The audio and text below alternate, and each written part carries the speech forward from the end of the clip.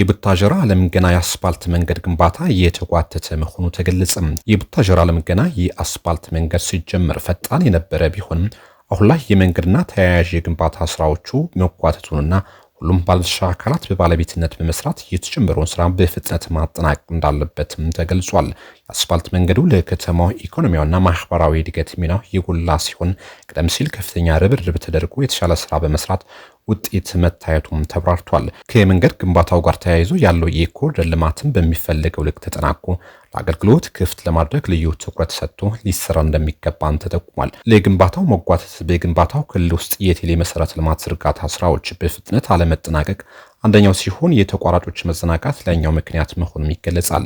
በቡታጀራ ከተማ የቴሌ ዲስትሪክት ኔትወርክ ክፍል ኃላፊዎች ከሌሎች ባለድርሻ አካላት ጋር ተናበው ቀሪ ስራዎች ለማጠናቀቅ እንደሚሰሩ ያነሱ ሲሆን የኢትዮጵያ ኤሌክትሪክ አገልግሎት የቡታጀራ ማዕከል በመብራት ኃይል በኩል አስፈላጊውን ቅድመ ዝግጅት ማድረጋቸውንና የሚጠበቅባቸው ድርሻ እንደሚወጡም ገልጿል። ይህ ዋና የአስፓልት መንገድ ግንባታና የኮሪደር ልማት ስራ ሙሉ በሙሉ ለማጠናቀቅ ሁሉም ባለድርሻ አካላት የሚጠበቅባቸውን ሚና መወጣት እንዳለባቸው ተጠቁሟል። የመንገድ ግንባታው ከተጀመረ ጀምሮ የሚፈጠሩ አደጋዎች እየጨመሩ ሲሆን ይህን ለመቀነስና ለመቆጣጠር መዘግየት የሚስተዋልበት የመንገድ ግንባታው ችግሩን በመለየት መስራት እንደሚገባም የሚነሱ ቅሬታዎች ያመለክታሉ።